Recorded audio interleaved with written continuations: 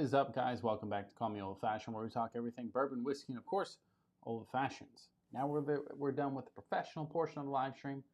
Now it's time to do that late night pour edition. You know, kind of a little throwback to what we used to do: hang out, have a couple drinks, chat with the chat, and then of course do some really dumb shit usually. But welcome to the stream. If you're just now tuning in, drop a like, subscribe to the channel. We are on the road to 10,000, and in the meantime, let's make a whiskey and Coke.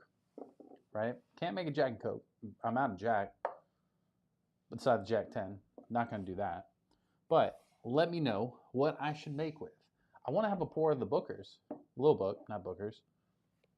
I don't have Coke, by the way. I also only have Dr. Pepper Zero. The most professional drink of bourbon drinkers. I don't know. That's just what I have. So, let me know what I should make a Dr. Pepper and whiskey with.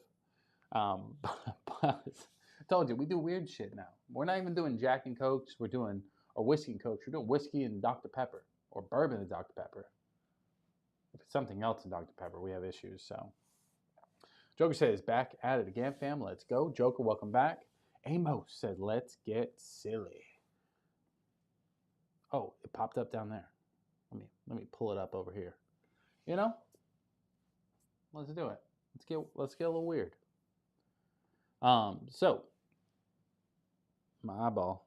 All right, let's do a quick little pour of the Little Book. This bottle feels like a wine bottle, like more than like the traditional. I feel like every time I should be drinking, I should be like, check the year, sir. You know what I mean?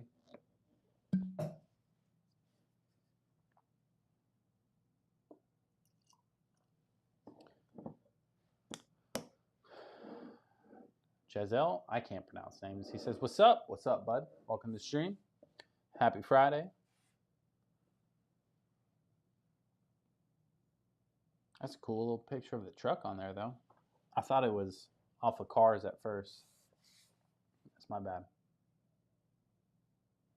Yeah, I don't know. I kind of still have the same thoughts about this bottle as I did originally. It's really good, but it's just really good at being a basic bourbon. You know what I mean? Like, it doesn't go too far off the track, but it's solid. Underdog says, crack that birthday bourbon. I didn't get one. I would have been cracked it. If I bought a bottle, I bring it home and I crack it on the first stream, you know? Now, I have been seeing them. Now, I haven't physically seen them, but I'm in a bunch of different bourbon groups, and they say, like, at Publix, they're just kind of sitting. A lot of people are not wanting to spend $200 on, like, a 95 proofer. I think it's 95. It's 95 or 97 proof. $200 on a 95 proof is tough. Like, I get it. Old Forester birthday bourbon is typically incredible. But that lower proof's a little hard pill to swallow there. I don't know if that'd be one that I pick up. Amos says, Booker's was one of my wedding presents 8 years ago. Just doesn't hit like it used to. I get that. What a cool gift, though. I think I got a toaster. So, you one-up me there. So, like you said, solid but tough to sell at the prices, man. Yeah, and the birthday bourbon for sure. This is like, this one is the Little Book None for Granted. And again, higher price. It's good. It's solid. It's one of the best, like, really good basic bourbons. But, like, when you're looking for, like, complexity, or you're looking for something, like, off the wall, or especially when you're trying to justify price, you don't really look at this. But I really like drinking it. You know what I mean? Douglas Griffin says, I'm drinking Scottish gin right now. Feeling awesome. I don't even know what Scottish gin is, but I mean, if that's your thing, hey, why not? The only gin I think I actually like is two. Maybe it's just because it's local. So like the St. Augustine gins, I like a lot, but it's not like Christmas trees. You know what I mean? It's more like citrus, floral vibes on that gin. Same thing with the barrel aged from Manifest whiskey out of Jacksonville. That one is incredible. It's still kind of got like the mint, earthy kind of notes to it, but it also has like a little bit of sweetness added to it from aging in a bourbon barrel. Juan says, what's up, guys? Juan, welcome to the stream, baby. Happy Friday. Guys, if you haven't already, drop a like on the stream. It does help us get out to more people. Have a couple drinks with more people, you know? Douglas says, my family makes beer and liquor. See, I think I was born into the wrong family. You know what I mean? Like, if my family was making beer and liquor, I'd be set. You know what I mean? That's like half of my bills right there. I'm kidding. That's cool. What kind of liquor do they make? Do they make gin or are they making whiskey? I mean, if they're making whiskey, like, what's up? Guys, also, we're trying to figure out what we should make whiskey and, like, Coke-wise. But I don't have Coke. I have Dr. Pepper Zero. And I don't have Jack, so we can't use Jack. But we got other stuff in here. There's plenty to choose from. You just let me know. I've been eyeballing that the rare character whiskey. Let me pull it over. Maybe that will entice you guys to choose this one. I've been hitting this bottle pretty good. Rare character limited edition, batch 1. This is 2025 batch 1, 133 proof. Really good stuff. Really good stuff. I wish I had the bourbon though. Wish I had the bourbon. Oh, says my family makes our own beer and our own liquor, but we don't sell it. We just keep it in the family and we drink it ourselves. That's the way to do it too. Like selling it would be cool, but that takes a lot of work. But if you could just make enough to drink with the family, you know what I mean? What a fun family reunion that would be.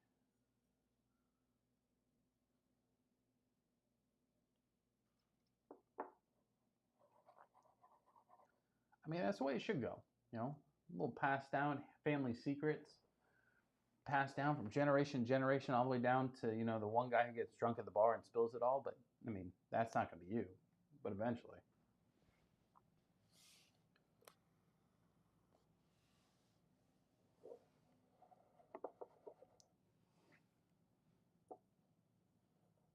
Dr. Pepper with a rye? I don't know why you're trying to ruin my night, bro. What rye? What rye would you want me to try with the Dr. Pepper?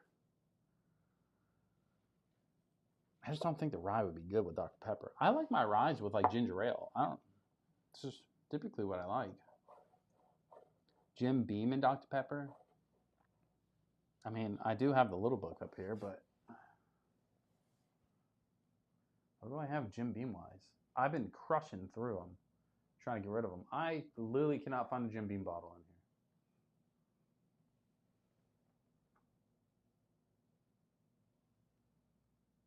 Did I get rid of it? Like, where is it? I think I only have the winter release.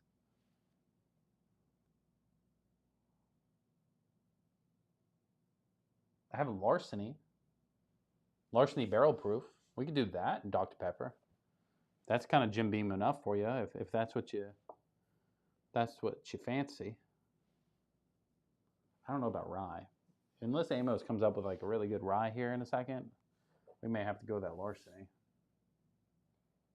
I have other stuff too, but bro, where is my Jim? Oh, I killed the Jim Beam Black 7-year. Didn't I have another one? I thought I had like 3. Oh, I have the Double Oak. I have the Jim Beam Double Oak. I killed the 7-year. Killed the 7-year. Artful, you kind of missed that part, I think. So I didn't go live for like the past, I don't know, a couple weeks or so. And I was trying to go through like a handful of my bottles. Just kind of, I have a bunch. Obviously, I'm sure you kind of feel this pain. I have a bunch of bottles that I drink to like half, and then I have so many new ones coming in that I don't really get back to them, right? And I don't want them all to go bad, you know, or oxidize and turn to shit. So I was drinking all of my, I was finishing off a handful of bottles. That's why I have like no Jack anymore. I finished off the Jack single barrel proof and the single barrel proof rye and the triple mash for the Jack. Jim Beam Black 7. My Austin. My New Riffs single barrel. I can't remember. The Lost Monarch for Redwood Empire. My E.H. Taylor. I finished off a handful of different bottles just to like, one, clear space, but also to, because they were all like on their last leg, so I got rid of most of them. Jim Beam Black 7-year would actually be really solid with the Dr. Pepper, though. I agree.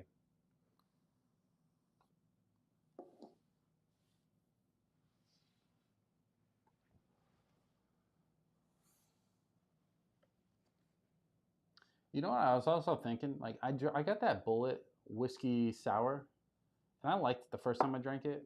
I don't like it anymore. I had it a couple other times. It's too, I don't know. It kind of has like a chemical taste to it. The yellow one, the old fashioned solid, and like the whiskey sour, it's not bad. Like it's definitely like you gotta be in the sun wanting like a refreshing drink, but it's just not hitting at home for sure. I do also have the Jack Blackberry, but that sounds disgusting.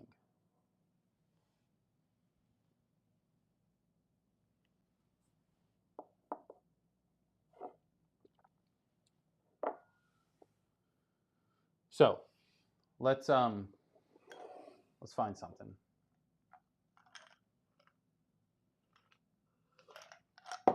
My ice is melting. That's not a good sign, boys. You're taking too long to pick. I'll have to pick for you. Let's do the Larceny. I haven't had Larceny in a minute anyway. Amos says I'll check. Check. Where are you checking? Checking the Google? The Google?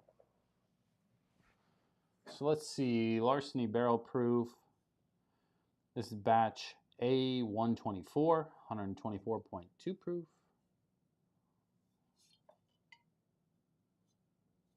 Yeah, there we go.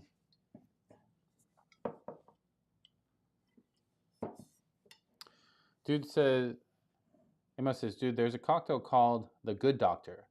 That's rye and Amaro that tastes like Dr. Pepper. I'm checking all over, homie. Okay. I don't have any of that though. I have normal Dr. Pepper. So I guess we're just gonna go with Larceny for now.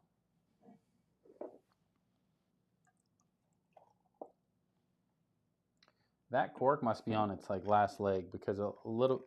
Oh, that's just a cup. I'm going crazy.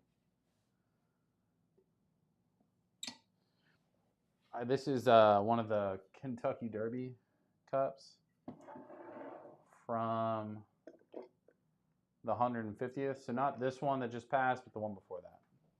Jerry in the chat says, hey, y'all, I'm here for a good time, not a long time. So pour it up, baby. All right, Jerry. I see you.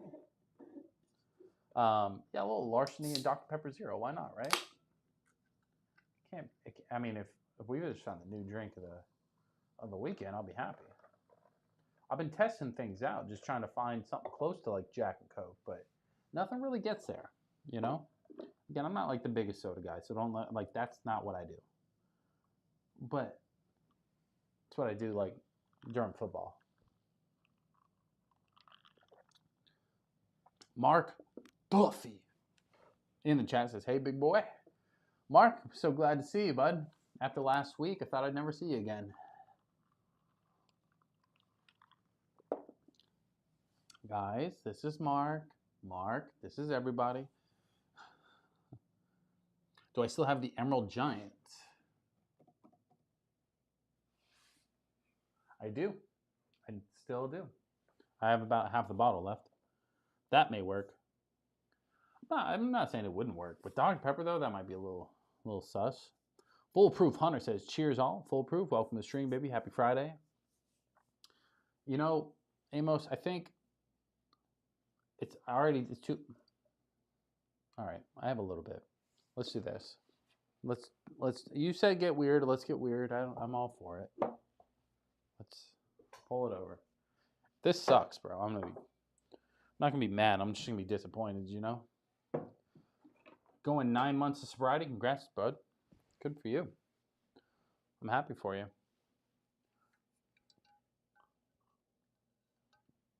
Jerry says, early times about the closest alternative I found to Jack and Coke. You know, that might be a good way to get rid of that bottle because I actually don't care for it. I have the blue top, not the black top. It's kind of is what it is. I don't really care for it. Mark says, laugh my ass, don't pull that swill out. Hey, it wasn't my call. It's somebody else's. Michael says, cinnamon rum or whiskey with a splash of rum chata. And you have a glass of cinnamon toast crunch. And you have a glass of cinnamon toast crunch. I've had that before. That's actually really good. Not on a night like tonight, though, because if, like, things start turning weird in your stomach, like, throwing that up would be a bitch. Not that I throw up, but, like, you know what I mean? Let's not risk it. Amos says, I read the giant on Google, man. Sorry, I'm just trying to help. No, I just like talking shit, you know? Code Meister, you're welcome, bud. I'm glad. I'm actually happy for you. I don't want to take that sarcastic. I really am. Had to show up after talking. You know, I'll give it to Mark. He did show up. I mean, Mark never shows up, but he was talking a little smack in the Discord, right? He won basically, right? I was down. We only had one game left. He put a little ha loser. I was like, all right. I called Gibbs in the kicker. I said, hey, lock it in, boys. Came back and spanked me, or I spanked him. He says, enjoy your drink. Enjoy your drink responsibly, man. Have a great night. Absolutely, bud. Always. I don't really drink that much. I know it looks like I don't actually drink that much. I mean, I drink more than the average overall, I guess, but not like in one sitting. I just like to taste a bunch. I like to have a little taste of everything. I don't have any more ice, so. Oh, you couldn't see. You couldn't see. All right. So, let me pull over his comment. So Amos over here is like, hey, Emerald Giant and Dr. Pepper. He swears by it. I'm just kidding. He Googled it. Let's try it.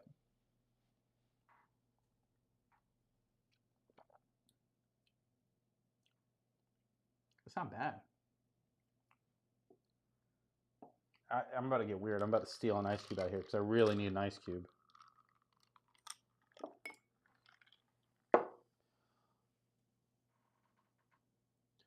Amos says, honestly, fascinated by the Emerald Giant Dr. Pepper mashup. Let this ice cube sit here for just a half a second, bro. It was just a little not cold enough for me to like gauge it. But honestly, like first little sip really wasn't bad. I was expecting this to be shit, to be honest. I'm like, Rye and Dr. Pepper don't sound like they're gonna go well together. Mark says Emerald Giant is his favorite drink ever. Mark, I'll send you a bottle one day. I got you. For your love of Red Empire, I got you.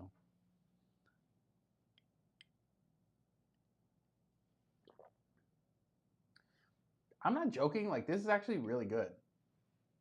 Like, I didn't put a ton of Emerald Giant in here. I didn't put a ton of Dr. Pepper in here either. But it kind of goes like Dr. Pepper. It's kind of got like a little spice. At least these, the one that I just cracked open, like it was like a fresh cracked Sprite. You know what I mean? That spicy vibe. But it's really not bad. Do I like it over this is a question. Hold on.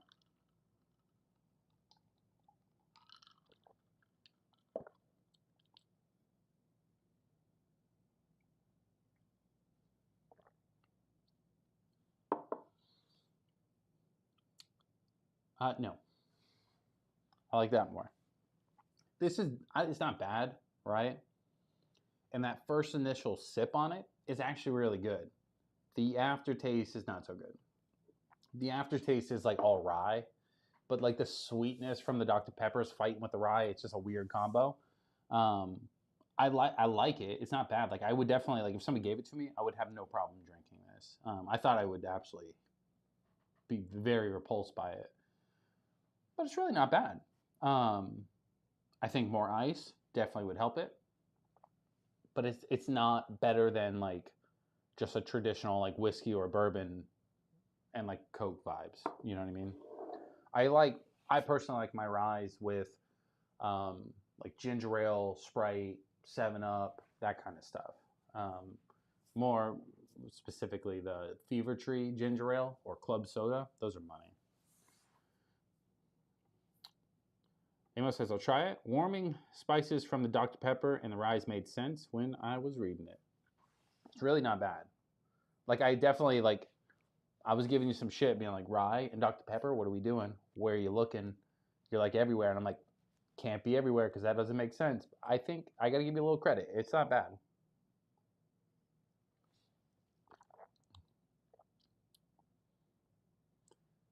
Again, maybe playing with the ratios, adding ice would definitely maybe kill the aftertaste. The aftertaste is the only thing weird. And it could just be the Emerald Giant, to be honest. I'm not the biggest fan of the Emerald Giant in general. Like Mark says, Emerald Giant in the toilet. Like, this is one of the few Redwood Empires that I'm like, I can do without. You know what I mean? I would have much rather had the Rocket Top in there. For sure, would have been better.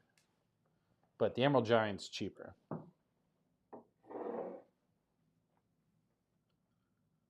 So,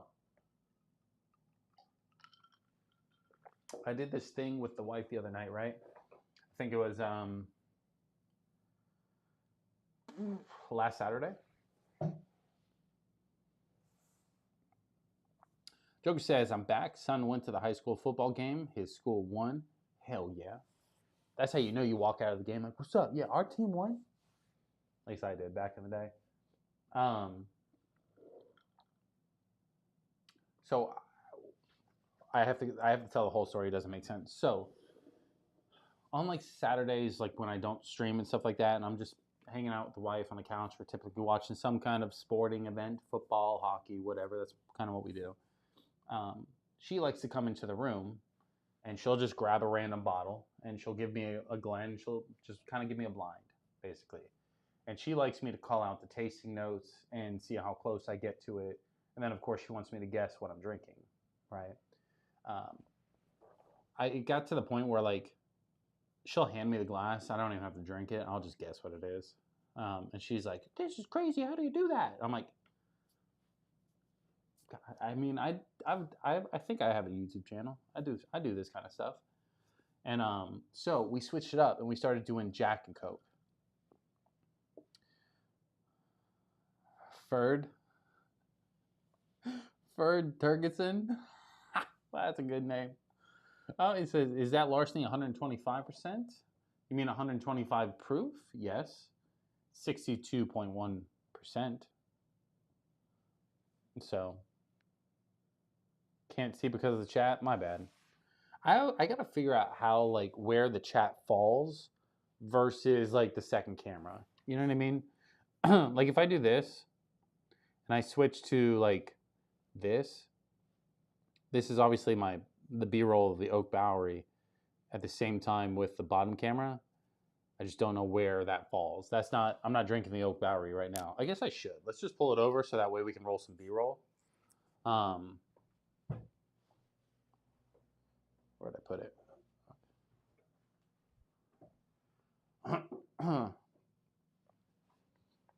Tell me if any of the B-roll gets cut off. Because then I kind of know where the limit is. That's a great bottle, my friend. The Larceny. It's not bad. I put Larceny and Dr. Pepper Zero in. That's what the people chose, or I chose. No, it was the... yeah, it's A124. Sorry. What do I know? It's a little hot, though. It's not hot enough. Cuxie's juice on the live last my F off? I don't know what the fuck that's... I don't know if I've read that wrong or what.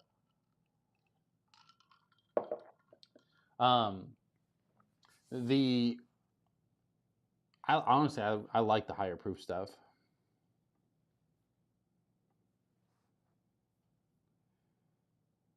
Let me see what else I have. Oh, I have all the Rise B-roll. We can do that.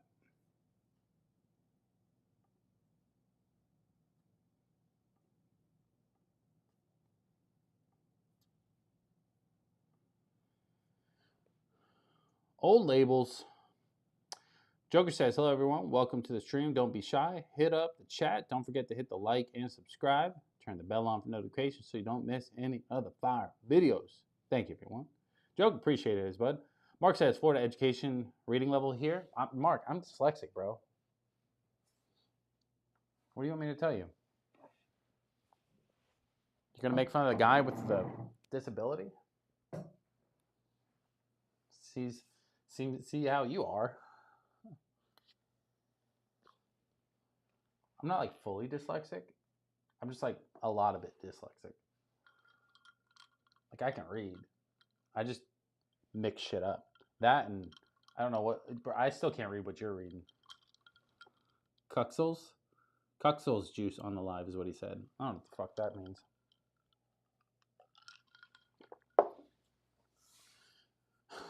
Fuck. Well, buddy has me in shambles over here. I'm like, I don't know what the fuck he said. Oh. No.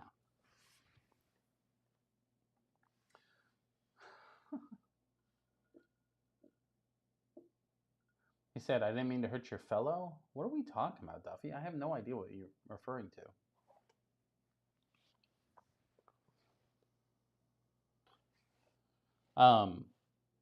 Anyways, so what are you guys drinking on? What are you drinking on so I can figure out what I'm drinking next? That's the question.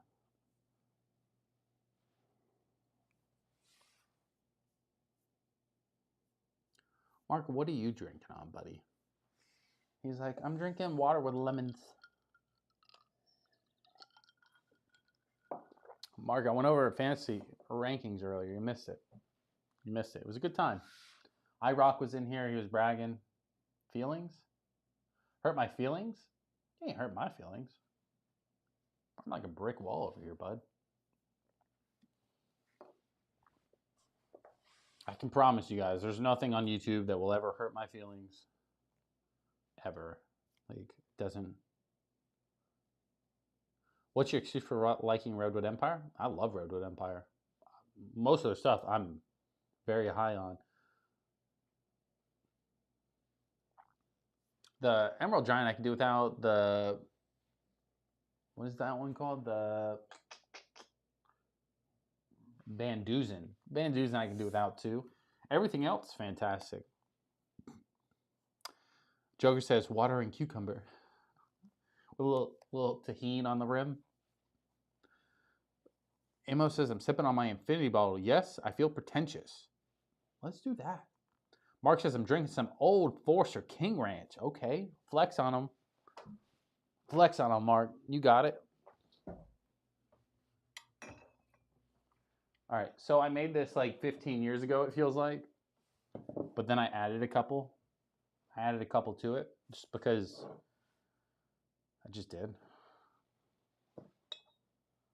I couldn't even tell you what's in here anymore. At this point, it's a mystery.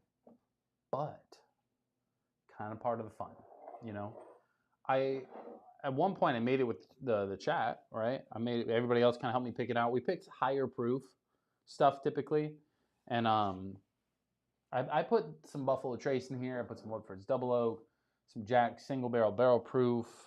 I have no clue what else. A little E.H. Taylor, I think. But beyond that, it was like everything I owned that was like higher proof typically went in it. And I think it was really good at one point. I'm curious to see where it's at now. I really haven't touched it in a while.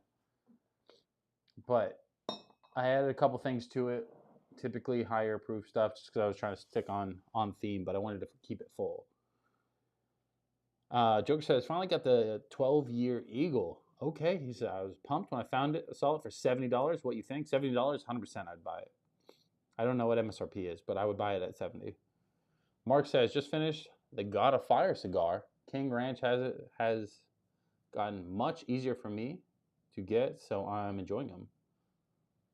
Where are you getting them so easy from? Like, what am I missing here, Mark? Like raffles, or like they're just in store all of a sudden? I've never had a God of Fire cigar either, though, but it sounds good just from the name. I really haven't smoked a cigar in a while. Like the wife's going out of town soon, so I think maybe this weekend, stuff like that, we'll probably do like some like low quality streams just from like the phone. I'll go out and do a couple cigars and whiskey and stuff like that. I think that could be fun. Joker says, I didn't even get a sample of that. What the F were you supposed to send me? I don't think you ever sent me your shipping stuff. If I was.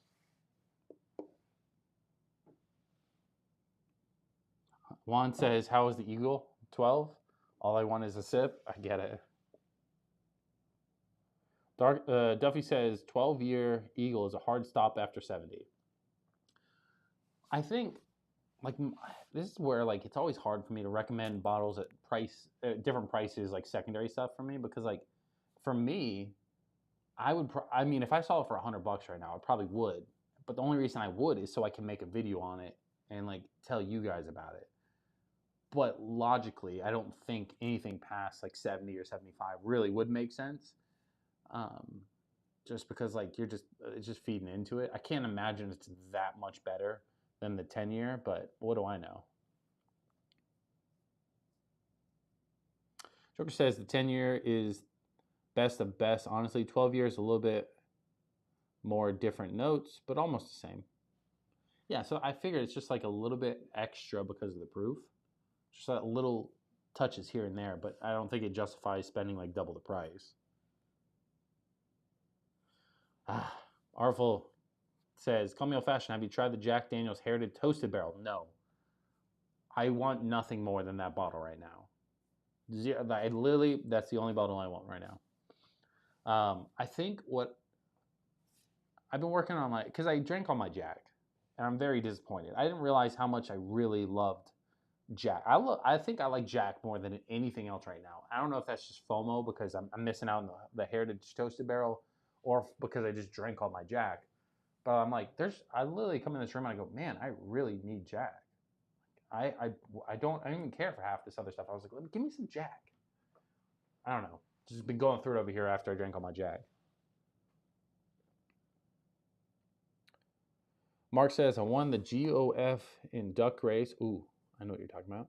Says, right there.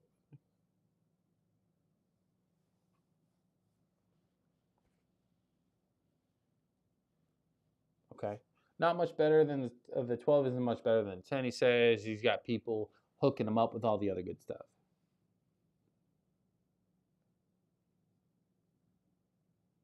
Joker says, "How much is the Jack Heritage Toasted for you? Call me old fashioned." I don't know. I've never seen it.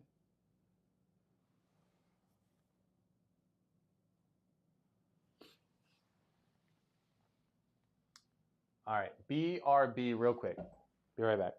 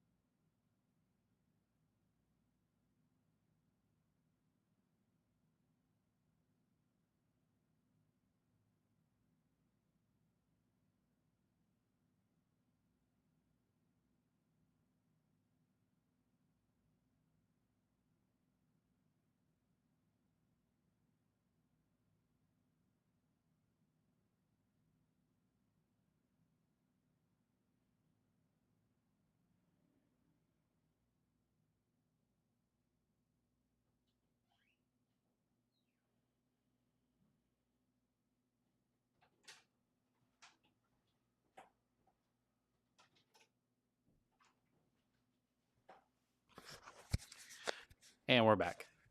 My bad.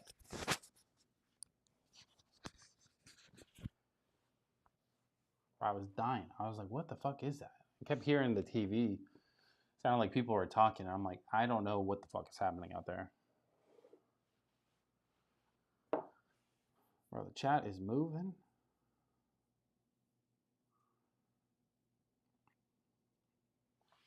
Amos says, I've tried some of their higher price point stuff. I'm not on Jack like you, man, but palates are pretty similar. I'm not typically like the biggest Jack fan in general. Like I like them, don't get me wrong. I really like the Ryes, but there's just, I don't know, I've been on like this Jack kick for like the past couple weeks. Has anyone tried the Blackberry Viral Jack yet? It is definitely just like a mixture to mix into stuff. Now that like summer's basically over, I don't necessarily think it's like somebody should pick it up. But if you want to pick it up and save it for next summer, sure, because teas and lemonades and stuff like that, it's good to mix with. But other than that, it's just a little too sweet. Oh, Bourbon Daddy in the chat says, Joker, what's up? I'm just catching up. Boy, sorry.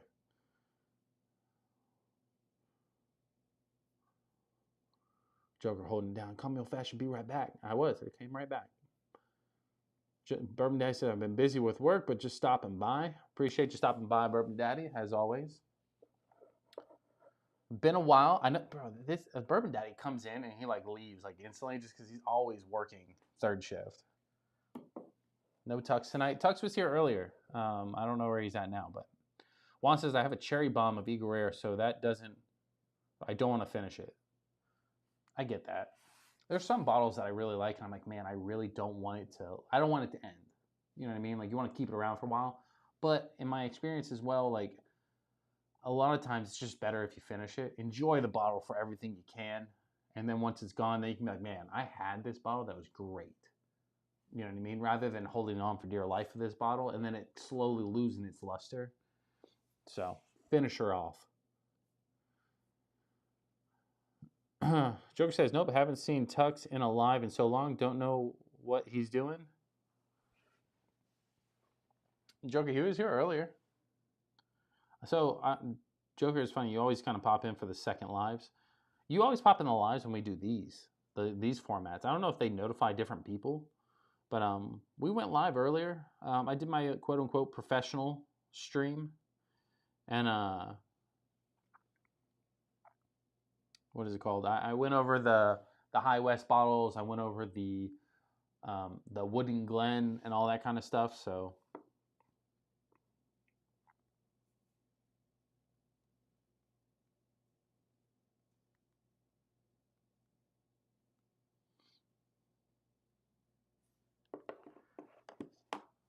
Juan says, one of the better single barrels I've had. Different from your typical Eagle Rare, but super good.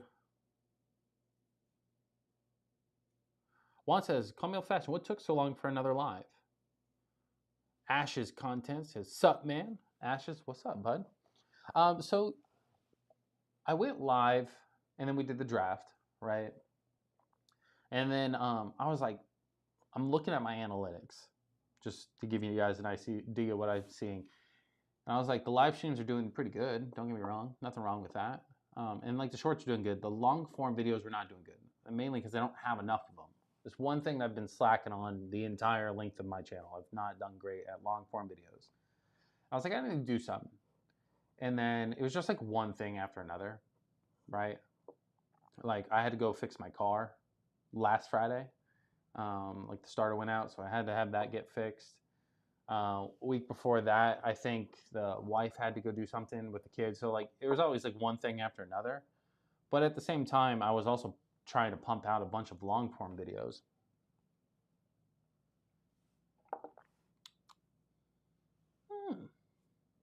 This is the Infinity Barrel or Infinity blend that I'm drinking. But overall, I was like, you know what? Let's skip a couple live streams. I need a break sometimes too, right? There's nothing wrong with that. Because we drink typically a lot more on these live streams than I normally would. So I was like, let me give myself a little break. I was hanging out with the wife a lot, hanging out with the kid a lot. My work schedule has gone way up. So I've kind of been losing time with them. So I've just honestly made it up on Fridays after all the stuff that's been going on. So they're coming back. Don't get me wrong. They're not going nowhere. But I've also done a couple live streams where there'll be like 3 people hanging out. I'm like, you guys, sometimes you need to miss me for me to come back, you know? Amo says your long form reviews are good, man. Appreciate it. Reminds me of old school Whiskey Tribe videos. Whiskey Tribe? I'm horrible with names. But I think I know who you're talking about. I just kind of like to give my thoughts on it, give you guys a couple tasting notes, let you know if it's worth it or not to buy it. If it's horrible, like absolute horrendous, I typically won't make a video on it because I don't really want to talk about just shitting on a video. But I'll let you know, like, kind of price-wise where I would be okay with it at. But overall, like, some people may have different palates than me in general. That's why I like to give out the tasting notes. But I like my reviews. I don't think they're, like, the main content we should be pumping out. But searchability, it's always a good thing. But, again, I think where this channel kind of stands out is the live streams. I like to hang out with you guys, talk shit, you know what I mean? But we have other stuff in the works too. I think this time next year we'll be a world record holder. Can't go any farther than that, but next year there'll be a plaque instead of my sign, or a world record, call me old fashioned. You can either be a part of it or not, but you know what I mean? It's coming. I can't tell the details because I can't allow somebody to snatch my idea. Juan says you definitely need to take time for yourself. You were just so consistent that I thought maybe you had some personal stuff going on. I always have personal stuff going on.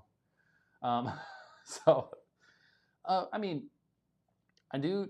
You're in the Discord. You see me. I try to stay chatty sometimes. But I was switching it up, just trying to do a little bit of something on the long form, along with a little bit of a break. Unfortunately, also dealing with normal life. This Infinity blend is good, but very weird.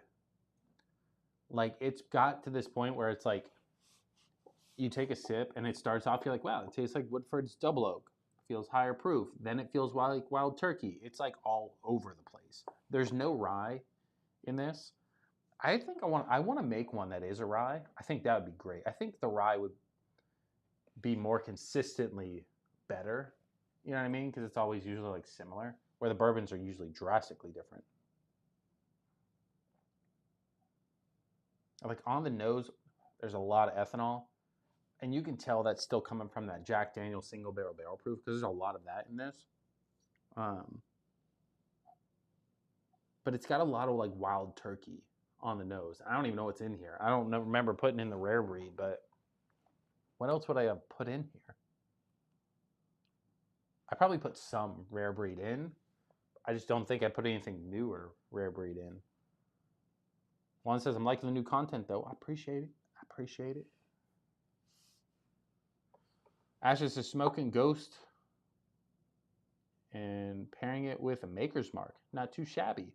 Not too shabby indeed. I don't know what that cigar is, though. But, you know what I mean? A little cigar and whiskey is never bad. Raging Cajun in the chat says, good evening, folks. Raging, welcome to stream, baby. Happy Friday. Almost Saturday.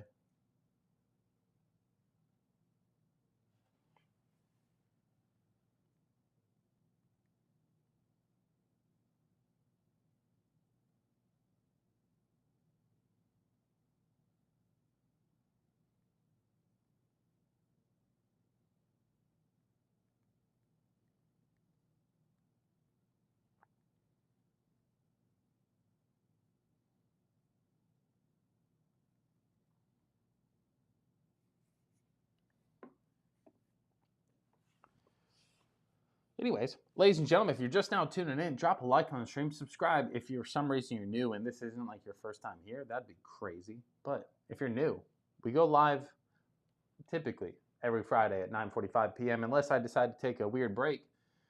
But in the meantime, we also post shorts. I'm not even going to talk about it. You know what I mean? because I've been testing things out because we were posting shorts like every day. And then I was like, you know what? Let's not do shorts every day. Let's do long form every day. And then I was like, that doesn't work either. So I need to find a good mix of all of it. You know what I mean? Because I was doing long forms Monday and then shorts the rest of the week, and then Friday live stream. But I was fucking with the algorithm too much. That's what I was doing. So I need to find something that seems a little bit more reasonable and also enough that makes sense, you know?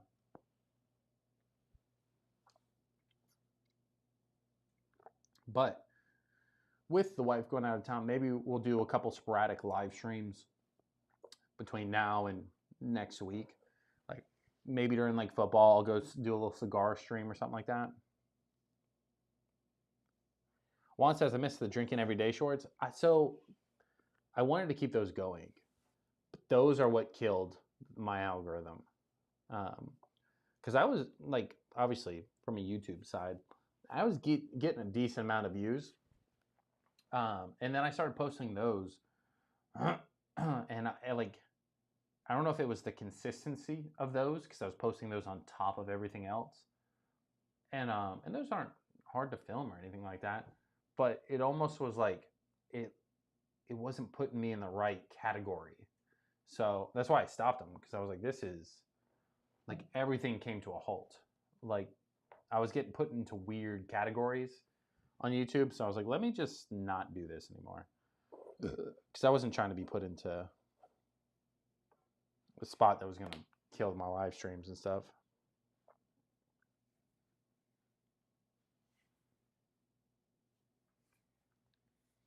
But they were fun. You know what I mean?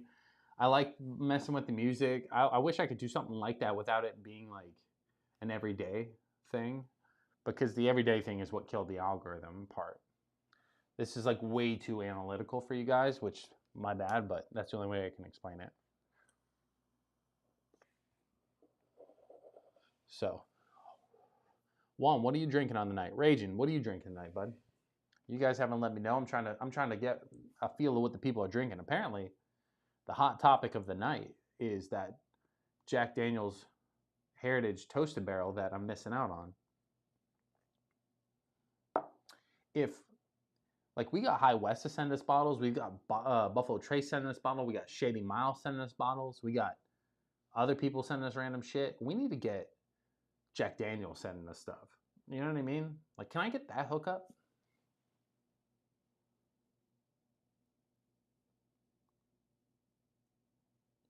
Amos says, well, what it's worth, your longer form stuff is front page suggested for me. Hey, that's pretty cool. I mean, I hope so. But the it's all, I mean, a lot of that stuff too, like review wise, that's all like searchability, not like instant clicks. Like when somebody goes, oh, I want to try that bottle, they look it up, hopefully they find it. Kyle in the chat says, good evening, y'all. Kyle, welcome back, baby. Been a while.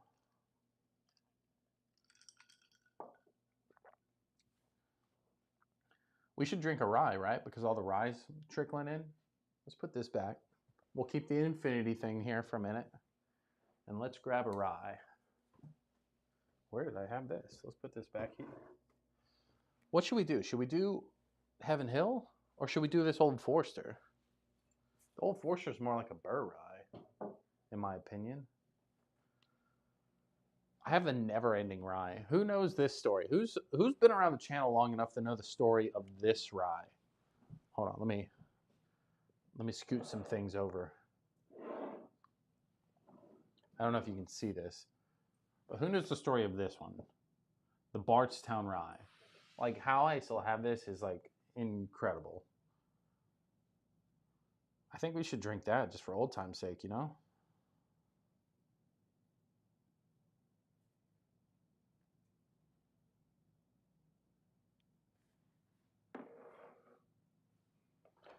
Juan says, what's your favorite bottle in your selection? Right now? Like, price aside, it really comes down to two. It's going to be the Russell's 15 or the Still Austin Tanager. To be honest, I think I lean more towards the Still Austin Tanager. It's a little like the Russell's is good. Don't get me wrong. Like it is fantastic. But if I said, can I replace the Russell's 15? I could. Maybe not to that quality, but I could get a Russell's 10 or I can get a Russell's 13 or I can get something like that that could be similar or close enough. I don't have anything that's like the Still Austin Tanager, so that's why I gravitate towards that one. So yeah, that's I guess what I would go with right now. Juan says, I keep seeing all these bottles flash across my screen. Well, I mean, I have the B-roll rolling right now for the Ryes. I did all these in a blind one time, so that's why I have that rolling. But it's always fun to have like some fancy pictures too, you know? If you want me to take it off, somebody just say something.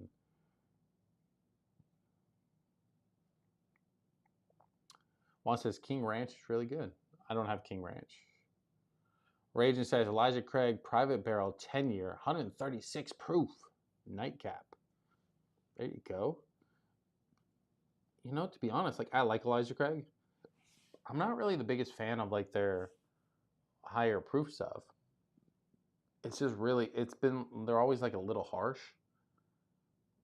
But I also haven't owned one to the point where I like could sit there and sip on it, let it open up and finish one. You know what I mean? So probably need to do that. Kyle says, yeah, I've been gone on vacation for 2 weeks. Alaska, Washington State. Best of all, no work. Bad thing about it, the bourbon scene in Washington State is they had a 25% tax. That sounds horrible. The vacation part sounds great. I'd love to go to Alaska. Even Washington, I'd be okay. 25% tax is brutal.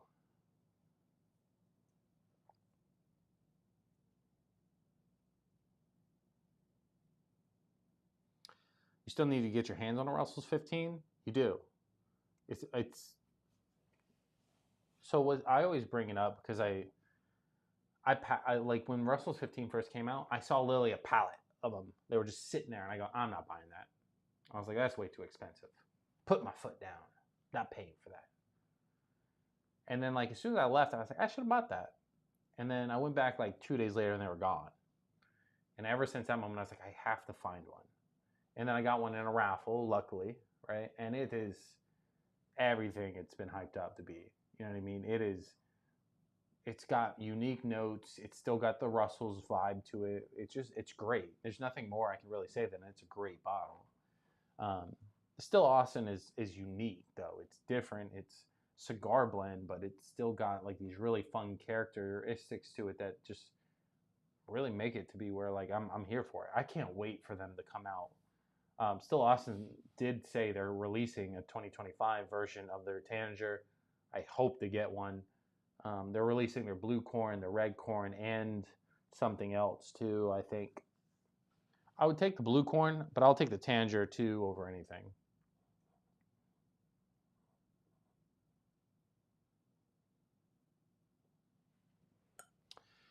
Kyle says, just got back from vacation, stopped at a store and picked up a E.H. Taylor single barrel, Old Fitz, 7 bottled and bond, and an Eagle Rare, all at MSRP. Things have changed, Kyle. You've been gone a long time. Eagle Rare, E.H. Taylor, Blanton's are sitting on shelves at a lot of places, mainly for MSRP, which is really fun. I personally love that. Like, you're still going to have the antique collection that's going to be marked up like crazy. But like Eagle Rare, 10, Blanton's, like those should be bottles you should be able to go walk in and buy. They've marked up the prices a little bit more than normal, like Buffalo Trace, hence why a lot of stuff is sitting at MSRP. Because MSRP is a little bit higher than it used to be now, but the Old Fit 7 is fantastic. I have it here. Finally have one. It's great. I actually really like that bottle. Personally, I'm not picking up, Blanton's anytime soon. I'll pick up, straight from the barrel or something like that. But not that it's bad. Like there's just no way I really care to drink it. You know what I mean? Like, it's not bad. It's just not what I personally want. especially if you're still spending like almost $100 on it. Kyle says it was great to stock the shelves. That's what I mean. You know what I mean? It's just always a good time when you find stuff like that. I'd much rather take the old fits. Now you got an E.H. Taylor single barrel, 100%. That's a great pickup. I'd much rather have the Eagle Rare over the Blantons. I hope Stag gets to the point where it's kind of on shelves a little bit, because that would be something that I would pick up somewhat frequently when I run out. And now you guys might hate this, but I've been putting Stag in like a Stag and Coke. Oh, and then that's an incredible Jack and Coke style bottle or like drink. Way too expensive. I don't necessarily recommend it, but it was damn good. I put it in with a wild cherry Coke or cherry Coke, whatever they call it. No sugar, obviously, on the sodas, just so you know. Kyle says Blantons don't need to be 100. It needs to be around 40 or 50, and it would be worth the price to me. Not that I don't disagree with you, but most, like even at Total Wine on the shelves, it's sitting at like 85, 90 bucks. It's just like for me, like I'm not spending that anymore. Like I would have back in the day, but it's just not like, I don't know, like $100 for anything under 100 proof to me just kind of goes like, what the fuck? You know what I mean? I'm okay with like $80 at 100 proof. I'm even okay with like right at 100 for 100 proof, but like it's got to be 100. You know what I mean? It's got to be up there. Like give me something. Not just any bottle, by the way. It's got to be a little unique.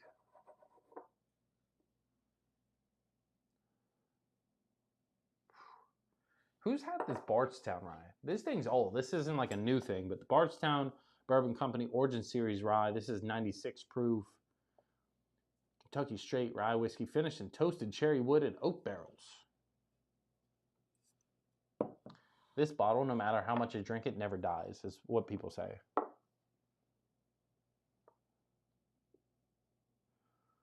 Oh, damn, Kyle. That's the only time I've ever heard that bottle being used and actually sounds fairly good.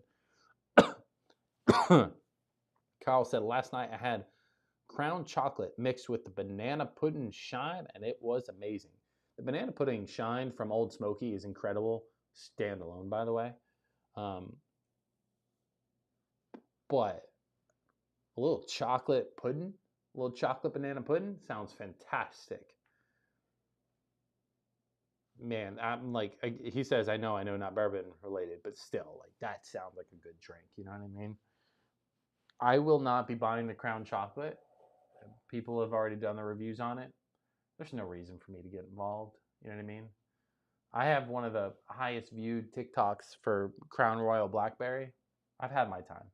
I don't need to punish myself anymore.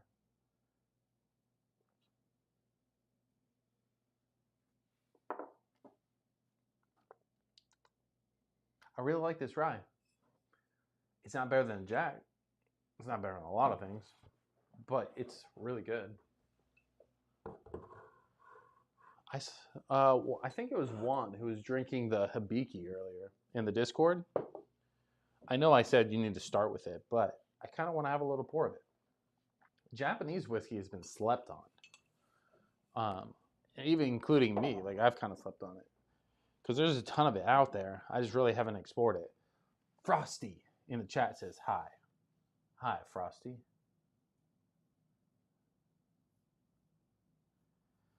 All right, let's turn the B-roll part off. What the fuck? There we go. Bum, bum, bum, bum. Dun, dun, dun,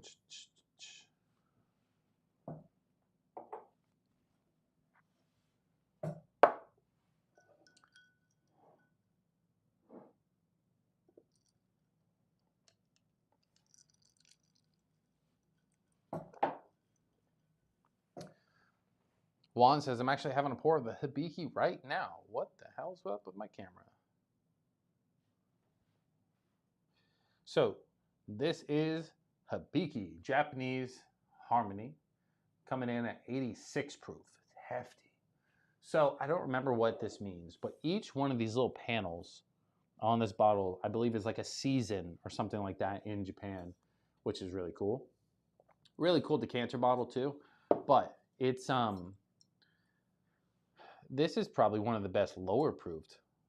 Stand by for beard zoom. No, I just hit the wrong button. I didn't know what was happening, but you're welcome. You're welcome. Uh-oh. Ugh. So the Hibiki is a really good pour. It's different though. Now, I'll go into the backstory of why I have this bottle, other than just whiskey and stuff, but it's unique, it's light, it's really great for starting out with, right? First night, or first pour of the night, like really great. From what I remember, it's light, fruity, floral. You know what I mean? It's a little bit different. It's different than everything else I have on my shelf, because I mainly have like Kentucky style bourbons, right? Charred, oak, caramel, vanilla, you know, some vibes like that. This one takes a whole different turn to it. It's good, it's unique. Let's go in for a little mini review here. Yeah, like orange zest on the nose. Almost like grapefruit and rose. Like rose the flower. Like you ever go and smell a little rose? That's what it smells like.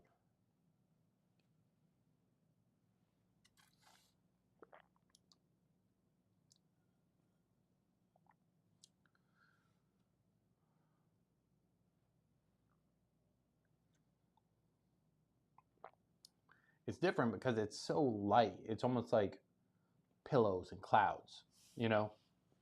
It's got a little bit of like, it's got more citrus than anything, I'd say.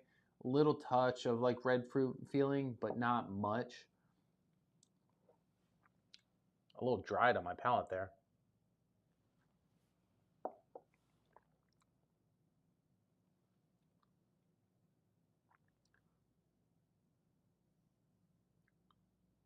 What is that?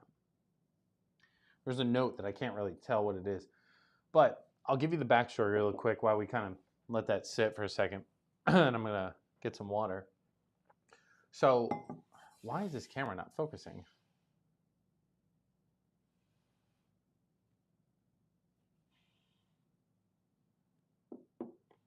So, me and the wife used to have date night, right? And we would go to P.F. Chang's. And P.F. Chang's, if you don't know, is just like a Chinese, Japanese restaurant. It's nothing fancy, but it used to be right across from the house. And, you know, I would go there, and you guys obviously know, I drink old fashions. And they have a really good smoked Japanese old fashioned. And this would be their upgraded version. They'd have some kind of Yamasaki something that they would normally use.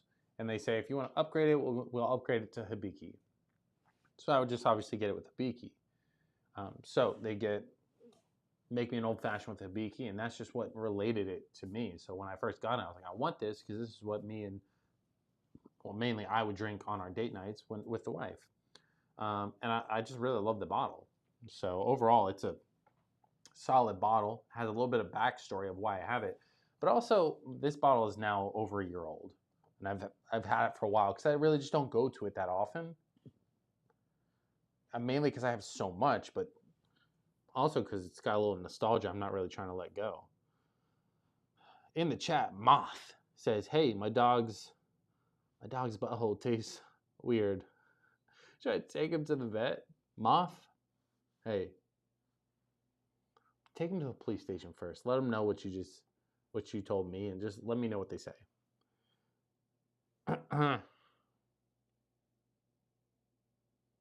Kyle says, nope, if your mouth starts foaming in the morning, take yourself to the vet. Juan says, for sure, orange zest, pear, slight oak, honey, apple. I get the honey for sure.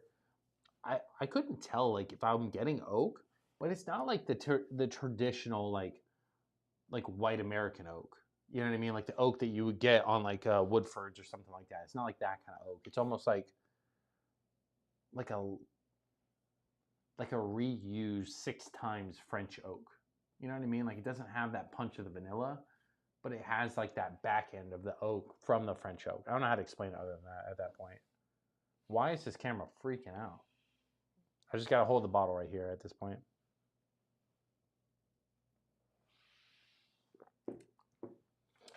I don't know if I get pear. I can agree with the apple, but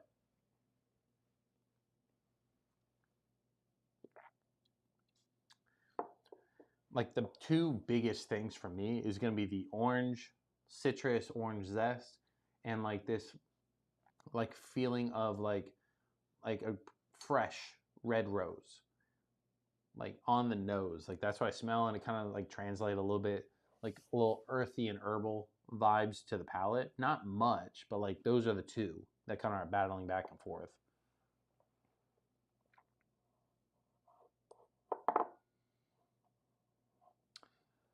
One says light honey, very faint, white light oak. That's a good way of putting it. I'm kind of in the same boat. Light oak. It's like reused kind of oak almost. Like it's there, but it's not enough. Very crisp. I like the crisp terminology. It's like fresh, refreshing, and light and pillowy.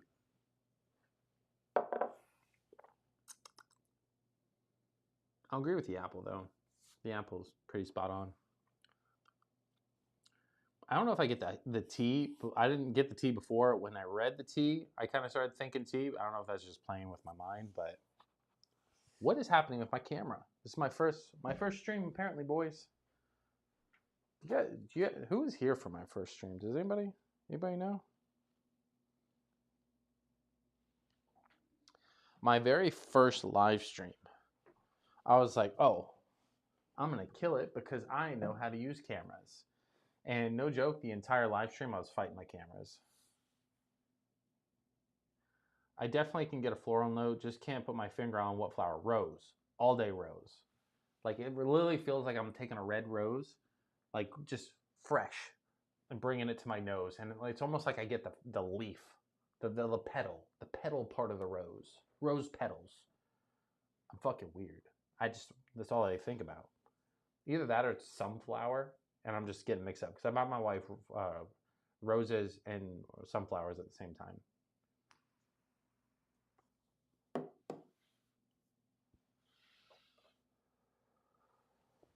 It's good. It's a good bottle. It's unique. That's what I like about whiskey and bourbon in general, right? Is you can go from drinking this to drinking Jack 10 or 13th Colony Double Oak, and they'll be so drastically different. And they're just different expressions, right? It's part of the fun, is being able to taste different whiskey. That's why I think Japanese whiskey in general is just kind of slept on, because I don't see a lot of people talking about it, but it is its own unique little style. It's not for everybody, granted. Don't let me out here preach. Go buy Japanese whiskey because it's typically a little bit pricier. This bottle right here is about $100. I think it's like $95 MSRP, I believe, something like that. And they have special editions. They have higher aging ones. They got higher proof ones and stuff like that. And they get up there in price. And as much as I want those, they won't mean as much to me as this one. So I don't know if I'll explore those, but I'll definitely want to explore the other ones. Juan says, let's drink Jack 10 next. I'm down for that. I just drank it on the last stream, but I'm down. Let me, where's my Jack 10, Glenn? Here we go. That's definitely Jack. Trying to reach. Let's get a little, what a combo. A little Hibiki and Jack 10. You know what I mean?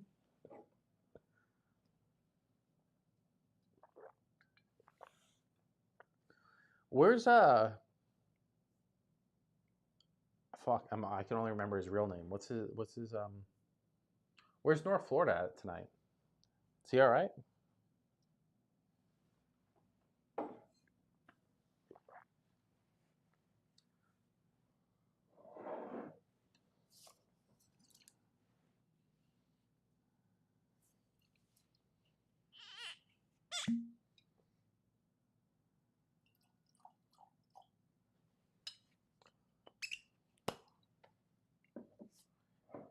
We got the Jack 10.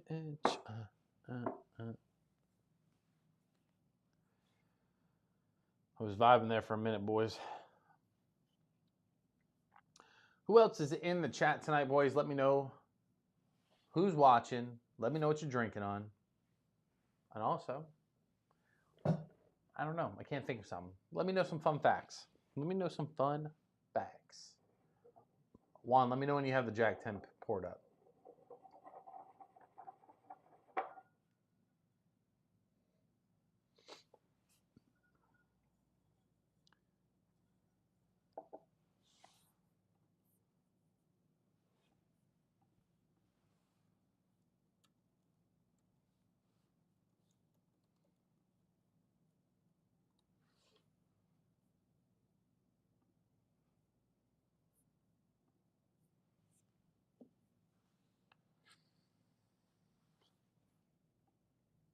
Which batch do I have? I have batch 3, 97 proof batch 3.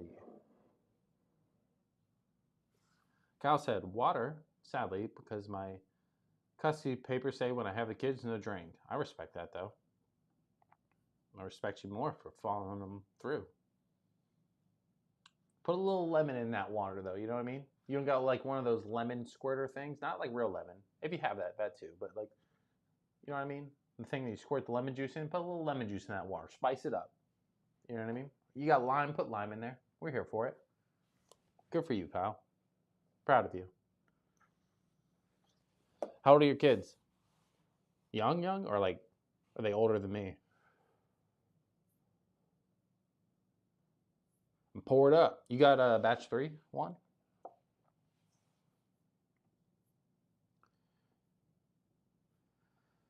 All right. I got the powdered lemon packets. Damn, bro. All right, that struggle. I'm kidding. So I actually have like quite a bit of different like drink packets. I got like prime drink packets, liquid IVs. I got stuff like that. Yeah, we'll drink the Jack 10 in honor of Kyle here. All right. My right nostrils not working now. Let's dive in, boys. Wait, here we go. There we go.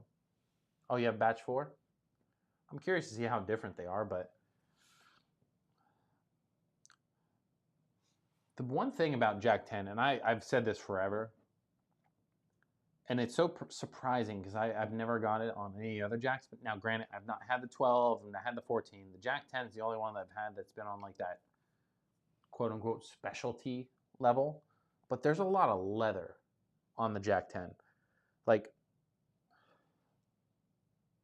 leather, tobacco, like sweet tobacco, right? Almost like a, I'm about to get a hood on y'all, like a grape game blunt. You know what I mean? Does anybody know? Did I go too hood? Is that on me? That's my bad. So like, you know, like the blunt wrappers, the grape kind of smells like that, like the tobacco in it though. Obviously got a lot of like oak, like heavy oak tannins on it.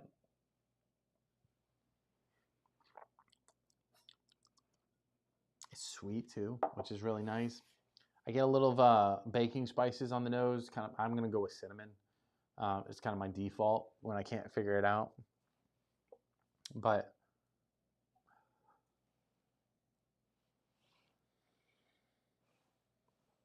I'm gonna go with like also on the sweetness level, maybe like caramel, and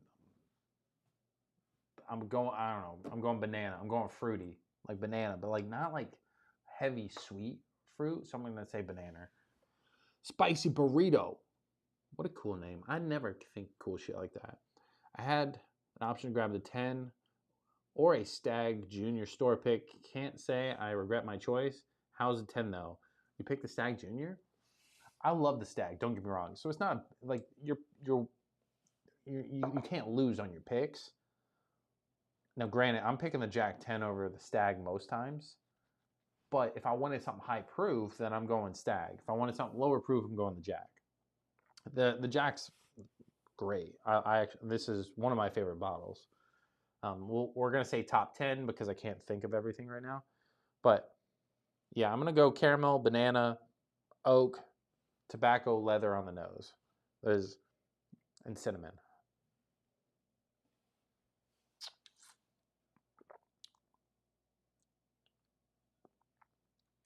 Kind of same thing, a little drier on the palate. A lot drier, actually.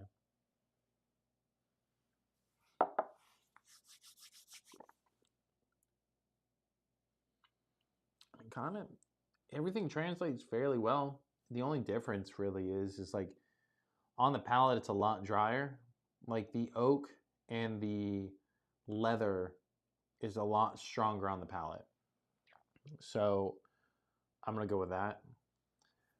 The only thing I can really kind of gravitate towards on top of that is like, yeah, that the oak tannin part is like really heavy on the palate, just because like that's the only thing that I really translate with drying out my palate like that. I think it's got good sweetness, like a good caramel. You could even like categorize it like dark or burnt or however anybody wants to word. I always call it dark caramel, like a dark caramel and like bananas with a little cinnamon on top, and then kicked with some manly vibes with a little leather and tobacco. It's good. It's solid. I think it drinks kind of right at its proof though, which is a bummer for me. 97 proof is not bad. I wish it was a little higher, but that's what the Jack 12 is for. Not the Welch's. Not the Welch's. Says, new to the bourbon game, I recently tried all 4 of the Four Roses single barrel collection. Hell yeah. I don't even think I've done that. What was your thoughts, Welch's? I think I got your comment late. That's my bad. But Four Roses is phenomenal in general. What was your thoughts, though? Juan says, I get more oak on the 10 than I remember on the 12. Sweet oak, nice barrel char, dark sugars, caramel, and I get a slight chocolate note. I don't get chocolate. And I can tell you one thing, chocolates is the one note I can guarantee you I'll pick out of any bourbon. If it has it in there, I can tell. It's the first note I ever was able to tell. It's also my favorite note. Like if it has chocolate notes in it, I automatically just start going, let's get it. This one does not have chocolate.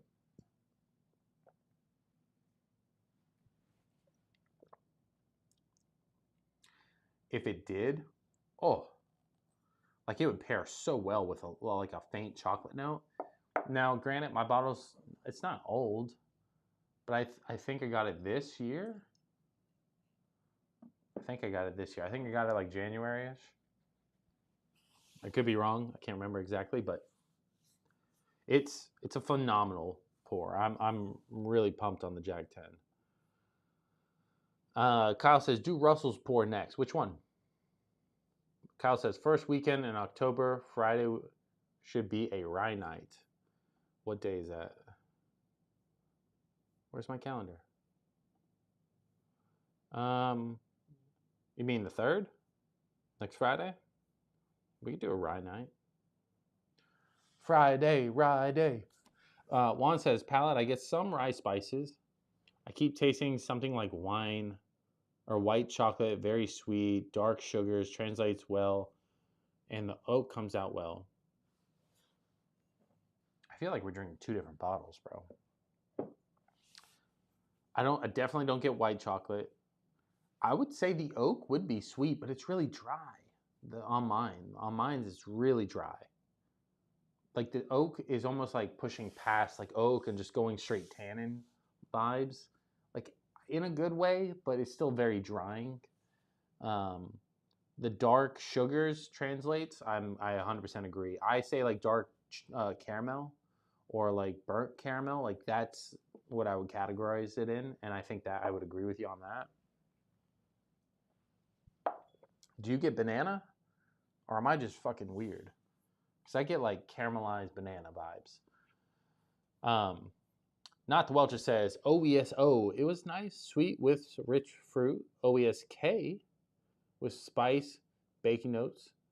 OB SF was nice and deep flavored.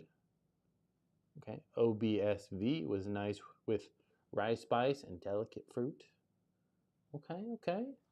What the fuck do I even have again? I cannot remember the Four Roses stuff to save my life. I have the OE. I have the OESF. I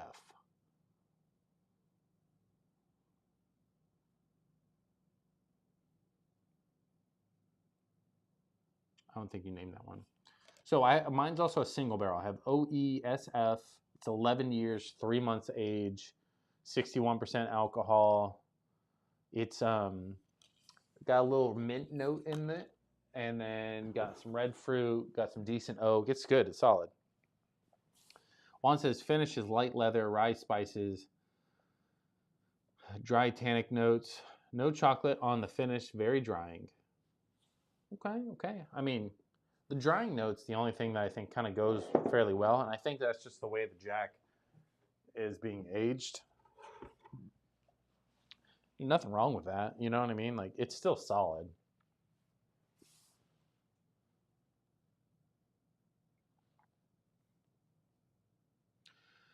Kyle says Juan does have batch 4. Oh yeah, you're right. I mean, there is differences. I just expect it to be somewhat similar. You know, I don't know. Maybe that's me being crazy. Batches do differ. I hear that batch 3 is the best out of the bunch. I don't know which one's the best out of the bunch. I couldn't comment on that. I would say batch 3 is really good. I would definitely recommend it. I wouldn't recommend it too much over MSRP. I would say if I had to pay like secondary, the highest I'm really going is like a 125, maybe 150, and that's just because I've spent a lot of money on worse whiskey. Kevin S in the chat says, "Cheers, bruh. Happy Friday, y'all. Sipping some ass pocket whiskey toasted pig tonight. Hell yeah." Not the Welcher says, low rye mash bill with the herbal yeast. Did a lot of research on the Four Roses. I'm glad you did, bro, because I can't keep up with them. It's, to be honest, I've never had Four Roses that I was like, this isn't good. They're all incredible. It's just, I think when you do research like that, you can really find what really fits the best with you. You know what I mean? They have these sample kits, right, with a sample of each mash bill or each strain, right? It's like a pack of like 15 of them or some shit like that. I've always thought about picking them up, but it's like $200. As much as I'd love to do that, it'd be great for a video. Man, it's just a high price for like almost nothing.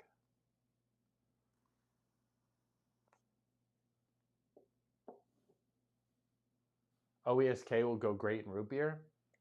I'm a big fan of root beer too. I don't have any, or I would pour up me a little Four Roses and root beer right now. Elisha Craig in the chat. Cheers all, back from the high school football game. Four Roses Small Batch Select is still a quality pour, in my opinion. I don't disagree with you. I think Four Roses in general is a great pick. Kyle says, besides mainstreams, have you found any small distilleries or distillers that have stood out that are own distillate, not sourced? I mean, yeah, but they're also kind of becoming mainstream. Like Redwood Empire's now its own distillate. Still Austin is probably going to be number 1 for me as far as like craft stuff goes. New Rift, kind of Kentucky, kind of not. And then Frey Ranch. I really like Frey Ranch as well. So all 3 of those are like their own little thing. That and like one that most people have never heard about is going to be Manifest. Pull that over. So this is Manifest out of Jacksonville, Florida. They're not into the bourbon yet. Most newer distilleries, they start off with making like rye they start off with like vodka and gin, then they move to rye and barrel aged gin and stuff like that. This is their 100% rye mash bill. This is batch 4. It's 100 proof. It's really good. I like it a lot. But they have some sourced stuff for the bourbon while their bourbon is aging. It's really good. I can't wait to see what they do with the bourbon. But It's fantastic. St. Augustine's. I like St. Augustine's as well. I don't necessarily think I would recommend their Florida Straight to you as like their 88 proof. But if you ever find a single barrel, pick them up. Their 110 proof plus are fantastic. Like really good stuff. Really, really good stuff.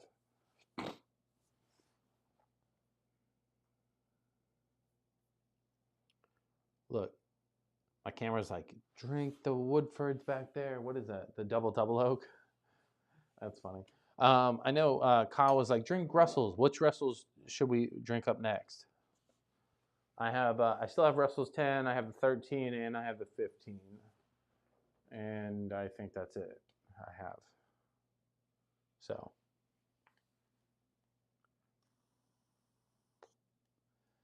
Guys, if you're just now tuning in, drop a like on the stream. Subscribe if you are new for some reason. If you're new, why haven't you subscribed? What are we doing? Elijah Craig. The Elijah Craig.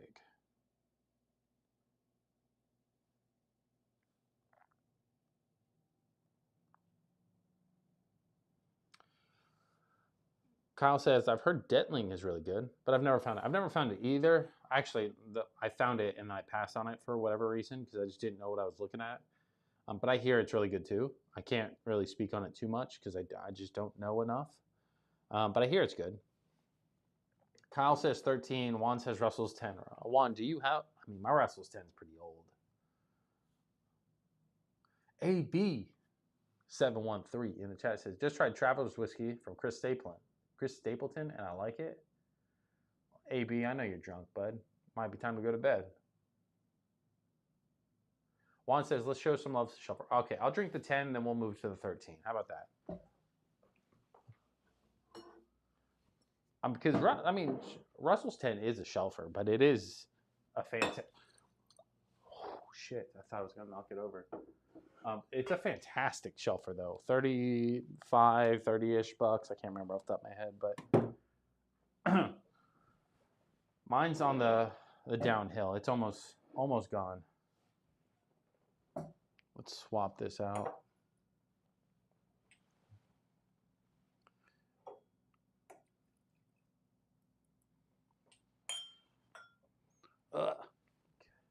There we go.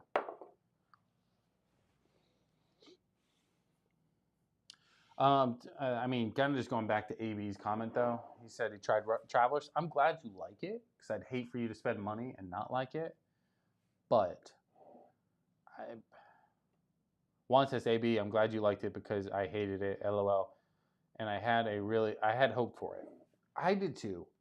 Now, granted, I gave a review of Travelers, and I don't know anybody else that got it, but...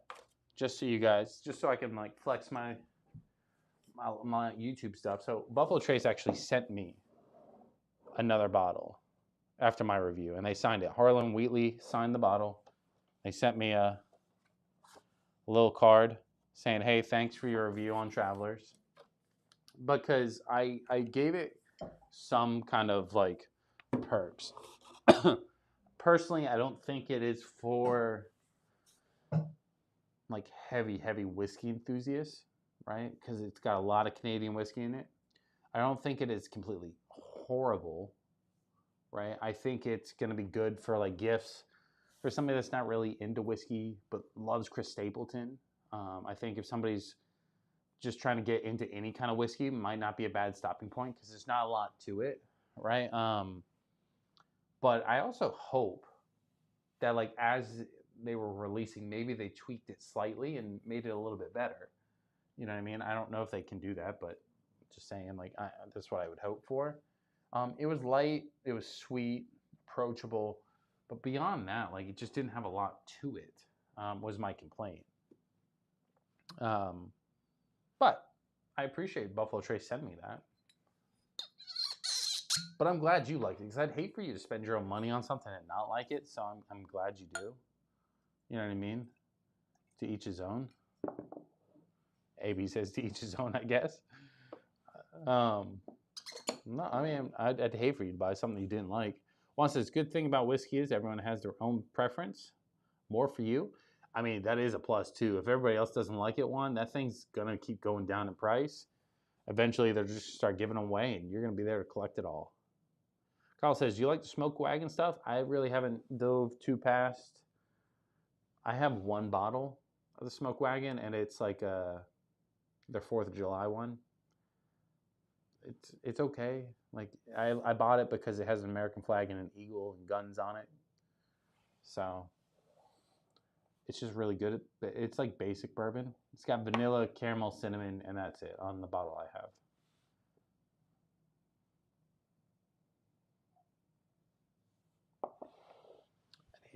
I need some water.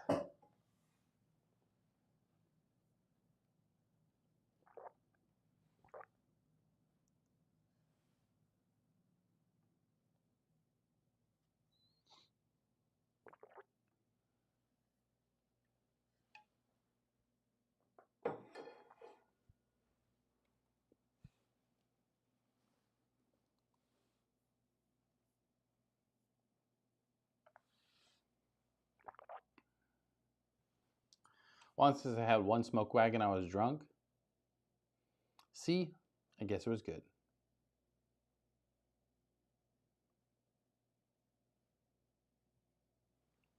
That's funny.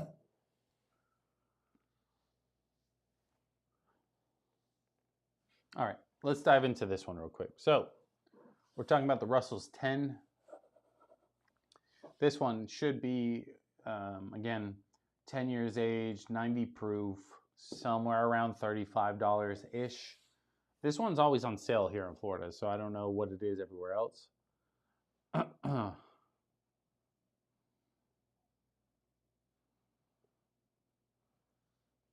On the nose, it's more like traditional bourbon stuff.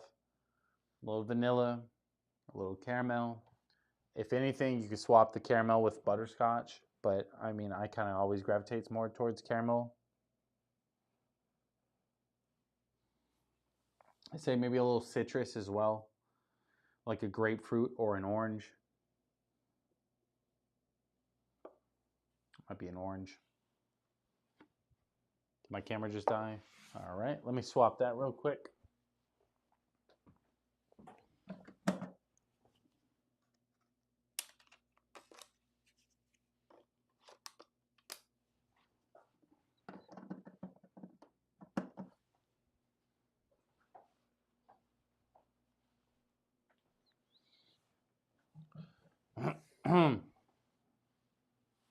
Juan says, I have no Russell's 10 to accompany you. Well, aren't you a bad bitch?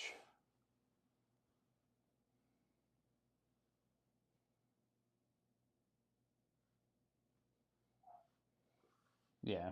I mean, let's go vanilla, caramel, a little citrus. Let's go orange or grapefruit. Maybe a little spice of cinnamon, but that'd be about it.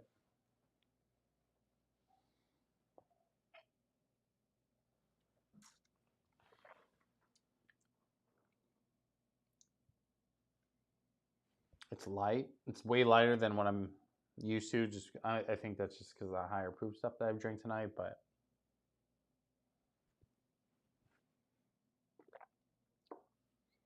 I mean, again, let's go vanilla and caramel, just basic stuff. A little spice. I'm gonna default to cinnamon. I don't really get a lot of like citrus, but I would say there's some kind of like zest in there, like an orange or a grapefruit zest kind of vibe to it. But the finish is kind of where it kind of makes it funny anyway.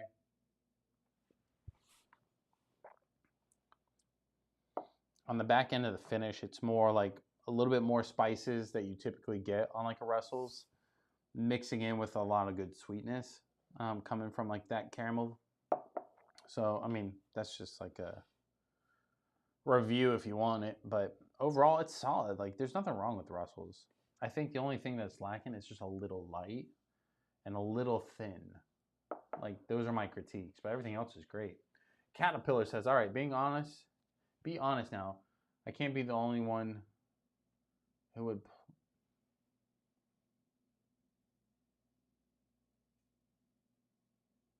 What the fuck? What are we talking about, dude? You're plowing your mom? It's a weird combo to entry on.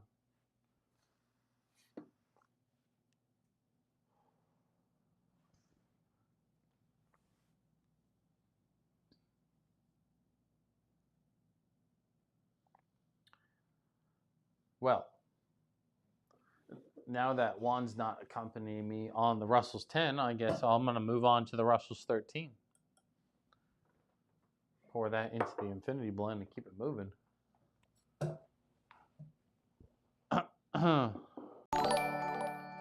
Kyle in the chat. Oh, super chat says, I can't read it there. Fry Rye week. Good night, everyone. Threw me off there. Friday week. Good night, everyone. Kyle, appreciate the super chat, bud. As always, $1.99 from my boy. He's adding into the bourbon fund. He's like, hey, go get you some rye, because next Friday he wants to do a rye week. I think next Friday would be a fun rye day. We can break out kind of all the ryes and just kind of maybe do a big blind again. It's been a while since I've done that, and I also need to put up the Heaven Hill grain to glass against a lot of the things that I say I like a lot. So now we have the Still Awesome Cask Strength. We got the Sazerac Rye 100. We got a couple of new ryes in here that we need to put it up against. Obviously, we probably won't have another Jack Daniel's Single Barrel Barrel Proof Rye for that one, but you know what I mean. Juan says, good night, Kyle. I can really accompany. Juan says, I can accompany you on the 13. About time, bud. Juan says, I wish I had your luck getting the bottle at the price you did. I wish you did too. I got extremely lucky. LAV says, can you name a whiskey that is slippery? Most of them that I try are super dry. Slippery? What a weird terminology. So, if it's dry, it usually has a lot of oak. And you typically want to stay away from that then, because you want something a little juicier, right? Something that keeps the palate moist. Let's go with like Buffalo Trace, I would say is not really drying. Four Roses is not really drying. Redwood Empire, Pipe Dream 101. It's got a good mix of like sweet and spice, but not a ton of oak. Don't go in towards any double oak, obviously. How about Old Granddad 114? That's a good one. That's my answer. Non-slippery, Old Granddad 114. It's typical Jim Beam. It's sweet. It's still got a little bit of light aspects to it with still higher proof. Not a ton of oak impact, so like you're not going to get hit with the tannins that are going to dry you out. So I'll take slippery for 114, Bob. Elijah Craig says, Still Awesome Cask Strength is solid. One of my favorites, for sure. Caterpillar says, water-based lubes. Juan says, okay, Caterpillar, you're in timeout. You know what I mean? It's that time of month for him where he's out here just kind of dry humping things. Juan's like, give me a wrench. I'll put this guy in timeout. When our mods come in, they start acting kind of weird. You know what? Sometimes this happens. Once we get past the hour-and-a-half mark, I'm okay with weird shit. Caterpillar says goes in timeout. Caterpillar, are you calling in, bud? Are we doing a call-in show? I'll have you. I can send you a link, Caterpillar. I heard you wanted to review the Penelope with me, but whatever. It's fine.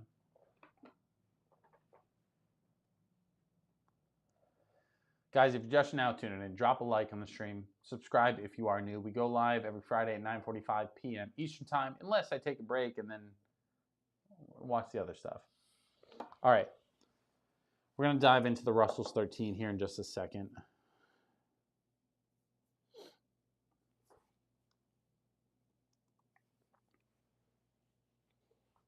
We're at about an hour and 41 minutes. Not too shabby.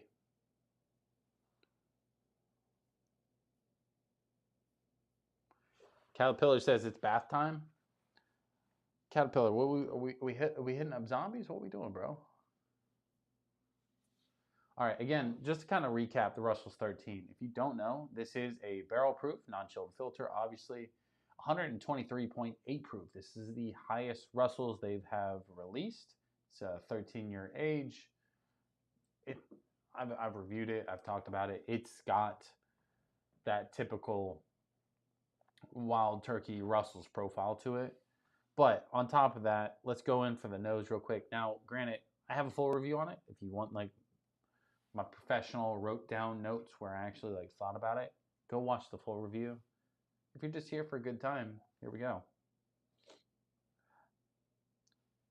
The one thing that always impresses me about Russell's is it like when you go in for the nose, the first note you get, you're like, oh, Russell's. Like there's nothing, it's just so distinct on the nose. Beyond that though, let's go for like a little bit of a typical notes, vanilla and caramel, a little bit of oak as well. Not a little bit, let's go medium amount of oak. And I'm gonna go like cherry.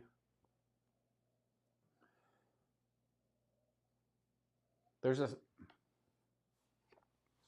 spice on it.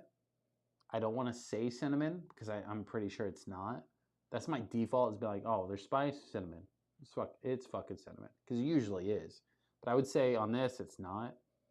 So let's just go, or let's go baking spices because I can't figure out which one.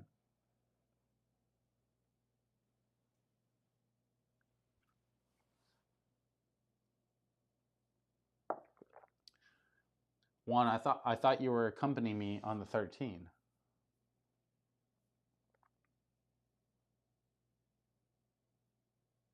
Yeah, you said I can really accompany you on the 13. Then you just said I need that 13. Juan, which one is it, bud? Do you have the 13 or do you not have the 13? One, I can send you some samples of each one if that's what you need. You'd have to call in for all that, like when you review it, if that was the case.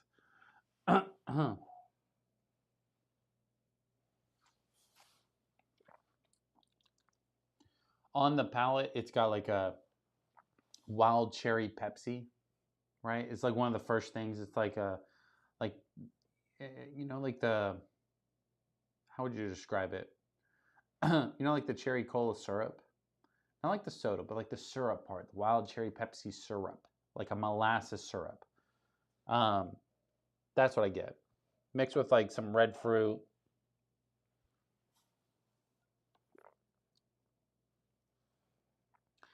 It still tastes like typical Russell's, followed up with a little bit of brown sugar vibes.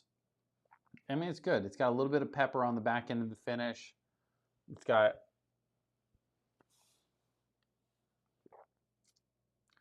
I like the proof of it. It's solid. I think this is like one of the most perfect proof points you could have released it at. 120, 123, 123.8. In that 120 range in general, it's just really solid. You start to really pick out a lot of things when it comes to Russell's. But overall, fantastic pour.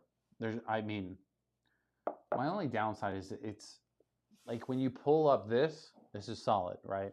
You pull up the Russell's 15 next to it, then you start kind of like, be like, what's up, little bro? Scoot aside. You know what I mean? Like you just can't. You're not allowed on the same shelf. You just got to scoot over. I mean, Juan says messed up. I meant can't. Well, that's fucked up, bro. It's fucked up. The finish on the 13th, though, is incredible, right? We're going long on the finish, medium long. It's not like dire, but it's all chest, all throat. It's great in a good way, right? When I say that stuff, like I just meant like how long does it kind of linger? Perfect amount. So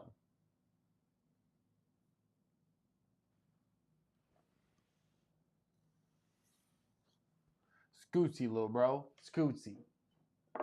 Right? Let me scoot it back. All right, ladies and gentlemen, we got one more pour in me before the night, and then I'm going to end it, and then maybe we head over to the Discord and talk some shit over there. So, what should be our final pour? Caterpillar, you got any requests? Juan, you got anything else you want to drink, or are we all of a sudden your giant shelf of endless whiskey is ran out? Just fucking with you. You do. Juan's got a good collection, so how he doesn't have the 13, the 15, whatever, fine. Or the 10. Didn't have any Russells apparently. What did I drop? Oh. LAV says, any limited edition whiskeys that you know of to end the year? I mean, they just did the raffles for the Four Roses limited edition. Didn't win that. They did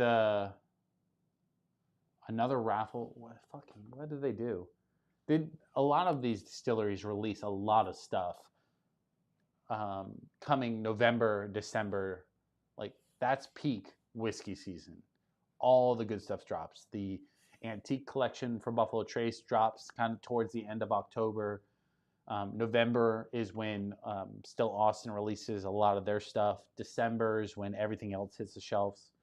But any kind of limited edition for any brand typically starts releasing towards winter.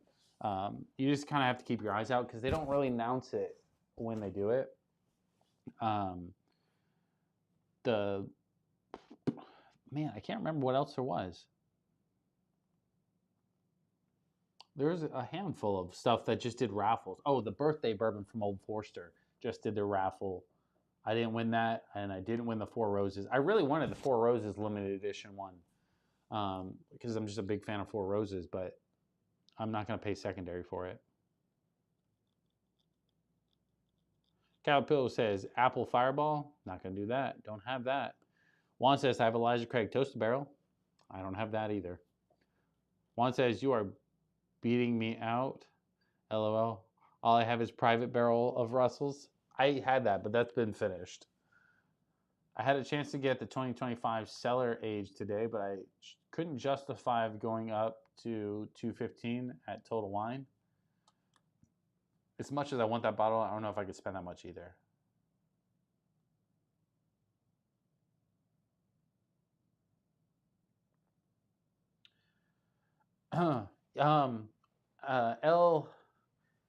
LAV, the one that I would say is that you want to look out for is this is what we're ending the night with anyway. The Still Austin Tanager. They're going to release, this is the 2024 edition. Fantastic. Still one of my favorite pours, if not my favorite pour ever. They're going to release batch 2 of this, probably end of October, early November. Obviously, it's going to be at the distillery mainly, but typically with something like this, they still release it out to the big name stores. Like Total Wine is where you should be able to get it if you have a Total Wine near you. So this would be the one that I would say look out for. Like, if I could ever recommend one, would be this bottle in particular. You're just not going to find this one anymore. So I'm not going to make a review on it and be like, go buy this. You know what I mean? It's not possible anymore. It's not even on unicorn auctions anymore, except for every once in a blue moon. And it's just, the prices are crazy. So, but it's a fantastic bottle. So I imagine the 2025 is going to be, if I had to guess, this one's at 106 proof. I bet you it's going to be 116, 120 proof, just to like one up it. And I'll be fighting grandmas on Black Friday for it. You know what I mean? Just elbows.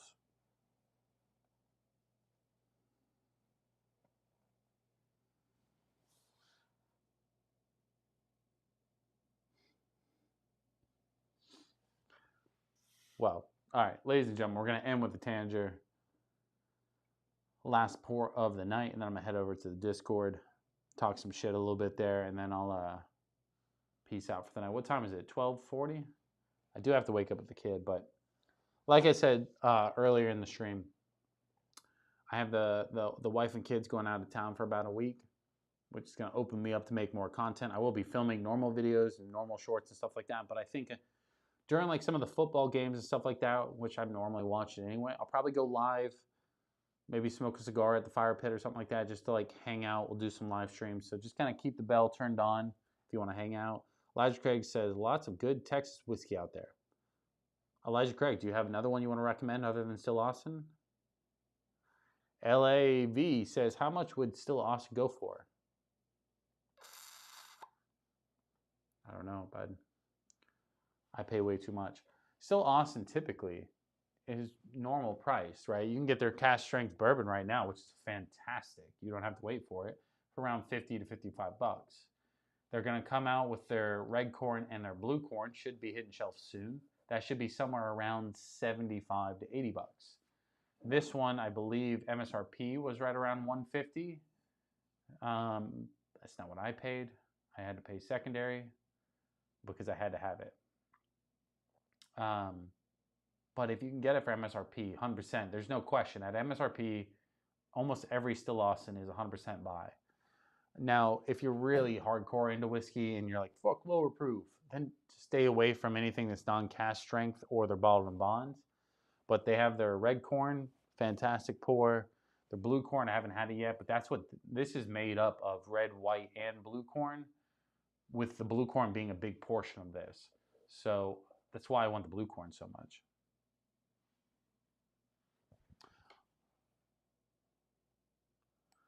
Elijah Craig says, Iron Root Republic, Millam and Green for single malt, Balcones, Rebecca Creek. I haven't had almost any of those. I've tried the Millam and Green at like a tasting thing. I wasn't like overly impressed, but it wasn't bad by any means. But I also wasn't like in a review setting either. I was just like walking through the store. Have you tried Rio Brazos whiskey? No, I have not. Is that one I should try? Oh, this is fantastic.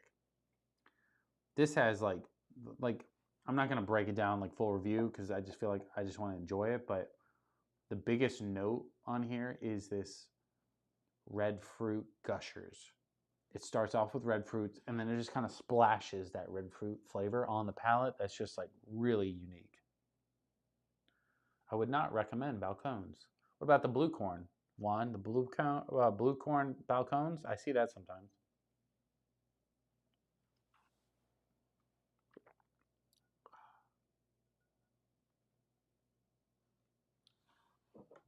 What a fantastic bottle.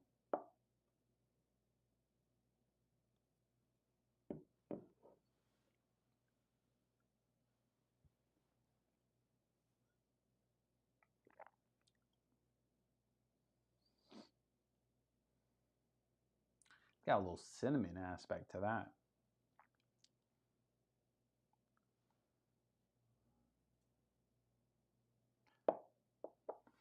Rio Brazo has a great cask strength. Okay. Fantastic bottle. Still Austin is still like one of my favorite distilleries. I probably at this point I would put them above a Redwood Empire, just about because like I really like Redwood Empire, but they're all just like really good.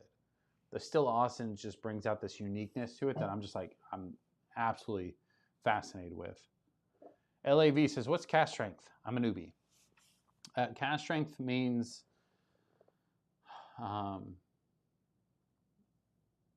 like the equivalent to barrel proof, right? Higher proof, right? Cask strength, Still Austin is 116. So higher proof means stronger alcohol. Stronger alcohol means typically hotter, spicier on the palate, right? A lot more heat. So if you are newer, maybe cask strength is not the vibe. But if you are newer, the Still Austin Musician, just the regular like white label, is going to be the vibe for you.